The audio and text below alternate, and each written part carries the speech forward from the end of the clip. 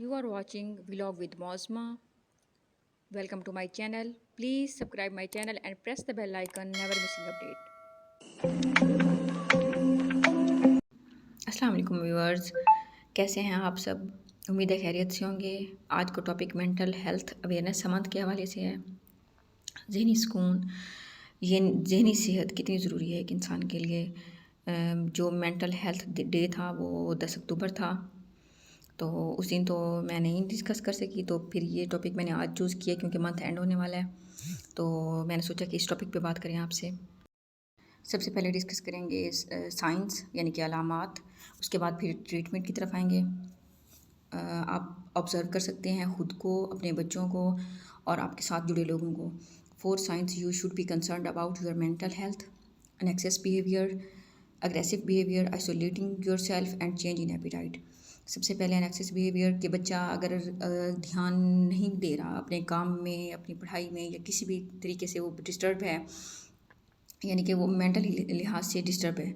Aggressive behaviour है तो यानी कि कोई गुस्सा आना और मूड ख़राब रहना, ये चीज़ भी मेंटल हेल्थ उसकी डिस्टर्बेंस शो कर रही है।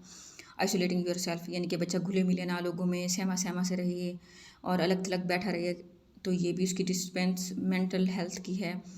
चेंज इन एपिटाइट यानी कि भूख ना लगना। ज़ाहिर सी बात है, जब बच्चा खाएगा भी नहीं, बच्चा हो या बड़ा हो जो भी हो, जब इंसान अपनी डाइट का ख्याल ना रखे तो इंसान वैसे भी फिज़िकली भी वीक हो जाता है और मेंटली तौर पे भी वीक हो जाता है। तो खुराक भी एक बहुत अहम जुज़्व है हर किस्म की हेल्थ में।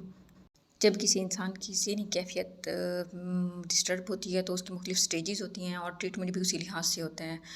तो ये मुख्तलिफ़ तरीके हैं जो मैंने कॉपी पे नोट करके रखे हुए हैं ताकि आपसे डिस्कस कर सकूँ। साइकोथेरेपी है, ये मेडिकेशंस, उसके बाद hospitalisation, support group, complementary and alternative medicine, self help plan, peer support.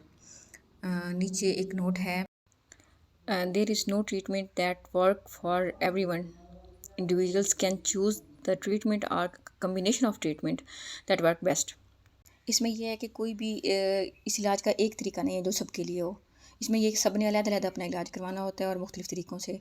उसके लिए फिर ये बंदे पे डिपेंड करता है कि वो किसी एक तरीके से इलाज करवाना चाहता है या 2 तरीक़ों से, यानी कि 2 तरीके इस्तेमाल करके अपना ट्रीटमेंट करवाना चाहता है जिसका अच्छा रिज़ल्ट आए। अगर कोई साइकोलॉजिस्ट के पास जाता है और वो उसकी काउंसलिंग भी करता है, साथ में उसकी मेडिकेशन भी स्टार्ट करवा देता है, तो ये तो 2 तरीके हो गए ना। My favourite, self help plan, ख़ुद अपनी मदद आपका मंसूबा। इसमें यह है कि कोई आपको गाइड भी कर सकता है, एक टास्क दे सकता है आपका साइकोलॉजिस्ट, या एक मदर अपने बच्चे को ट्रीट करने के लिए आहिस्ता आहिस्ता उसको छोटे छोटे करके टास्क देती है कि उसने वो कंप्लीट करने होते हैं।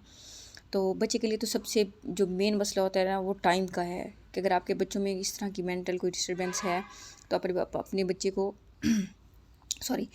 तो आप अपने बच्चे को टाइम दें, उसके साथ वक्त गुजारें ताकि आपको उसके मसले का पता चले। फिर आहिस्ता आहिस्ता बच्चा वैसे रिकवर कर जाता है। तो सबसे मेन मसला तो माँ बाप की टाइमिंग का होता है कि वो बच्चे को टाइम दें।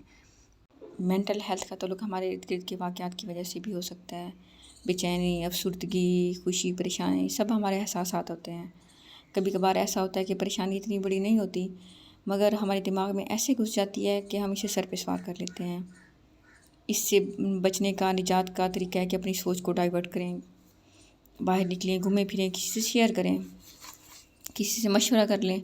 अगर कभी ऐसा लगे कि कोई भी ऐसा इंसान नहीं है जो आपकी बात को समझ सके, जो पॉइंट ऑफ व्यू आपका है वो सेम वैसा समझे, तो आप पलट जाएं उसके पास जो आपकी नीयतों से अच्छी तरह वाकिफ़ है, जिसे सफाइयाँ देनी नहीं पड़ती, जो बिना कहे सब समझ जाता है। हमारा दोस्त, हमारा साथी जो कहता है मैं 70 माओं से ज़्यादा प्यार करता हूँ, तो क्या वो आपकी बात नहीं सुनेगा? अगर कोई मशवरा चाहिए, समझ ना आ रहा हो, अल्लाह की नाजिल की हुई किताब खोलें। आप यकीन करें कुछ ना कुछ, कोई बात, कोई आयत, कोई लफ्ज़ भी ऐसा आ जाएगा जो आपको पुरसकून कर देगा। कुरान को तर्जमे के साथ पढ़ें। ज़हनी बीमारी में क्या होता है? अफसरदगी, बेचैनी, नाउमीदी, इन सब का हल है इस्लाम में है और बेहतरीन हल है। सबसे पहले नाउमीदी को तो कुफ्र कह के हटा दिया गया है। बेचैनी है तो ख़ुद को टटोलें कि क्या मुझसे कोई गलती तो नहीं हुई जिसकी वजह से किसी को तकलीफ़ पहुंची हो, किसी की दिल आज़ारी हुई हो। अगर पता चल जाए तो माफ़ी मांगे, आप छोटे नहीं हो जाएंगे। دل بھی ہلکا ہو جائے گا.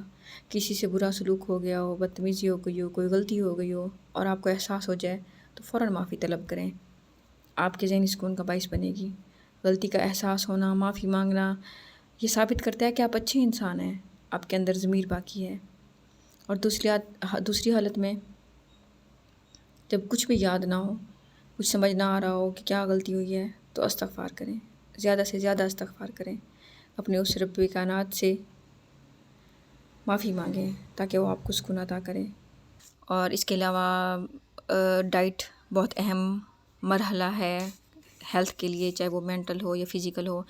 خوراک کا خیال رکھیں. بعض اوقات ہم اپنی خوراک کا خیال نہیں رکھتے، لاپرواہی برتتے ہیں، بھوکا رہنے کی وجہ سے غصہ آتا ہے، نیند کی کمی کی وجہ سے ذہنی دباؤ بڑھ جاتا ہے، اور یہ ساری چیزیں ہماری مینٹل ہیلتھ کو ڈسٹرب کرتی ہیں. تو خسارہ ہے ہر وہ چیز جس کا نعم البدلہ آپ کا ذہنی سکون ہو. میری اس ساری ڈسکشن کے بعد آپ لوگ آبزرو کریں خود کو، اپنے پاس کے لوگوں کو، اپنے بچوں کو، اپنے بہن بھائیوں کو، والدین کو، کہ کسی کو ایسا کوئی مسئلہ تو نہیں ہے. تو خیال رکھیں اپنا، اپنے بچوں کا، خود سے جڑے تمام لوگوں کا. اللہ تعالیٰ ہم سب کی زندگیوں میں آسانی عطا فرمائے اور ہمیں دوسروں کی زندگیوں میں آسانی تقسیم کرنے کا شرف بخشے. آمین.